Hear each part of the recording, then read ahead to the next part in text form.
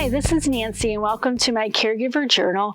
We live out in this beautiful area where we've got lots of trees around, and when you've got lots of trees around, you often have lots of trees around that are dying.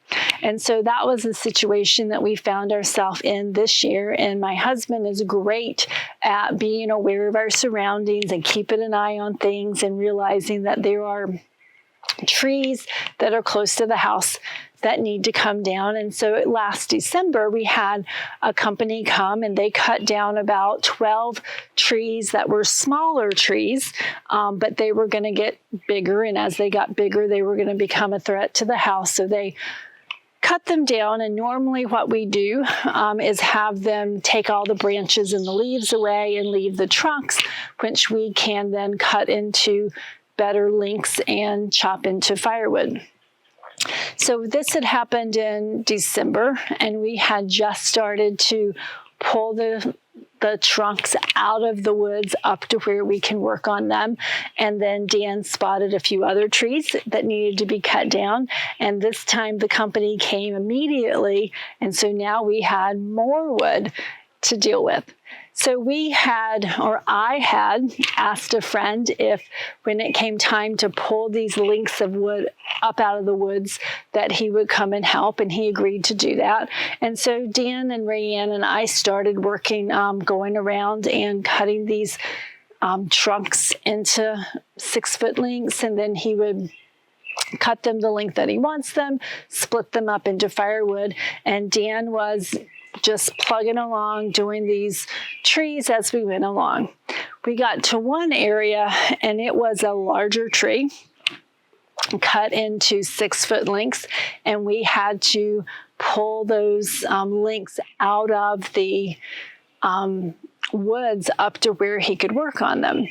And so I kept mentioning, we could call Tim. Tim said he would help us, and Dan kept going, no, we don't need him. I can do this, and I can do this. And finally, when I had rolled these lengths of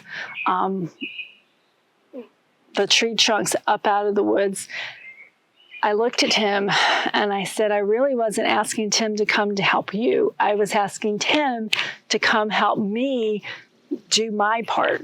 So sometimes I think when I'm asking people to help, Dan thinks that I don't think that he can do something, but sometimes it's something I don't want to do, or I don't know that I have the strength to do it and don't want to put myself into a situation where I'm going to hurt myself.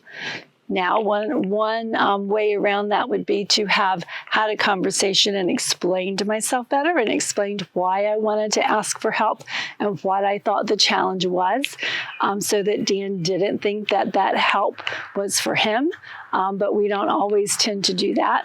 But sometimes just acknowledging when we have people willing to help us, how we can do that, when to have them help, when we don't want to have them help, and being clear on that can really go a long way. So that's something that I have to get better at, communicating clearly when I want somebody to come and help.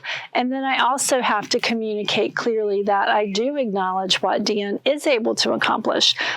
He did an amazing job. We have 1.5 cords of firewood that he has split and ready to go for this winter, because he just slowly and methodically kept working at it, not like he would have back 20 years ago, but just slow and steady. He kept doing it until he got it done, and he did not need any help.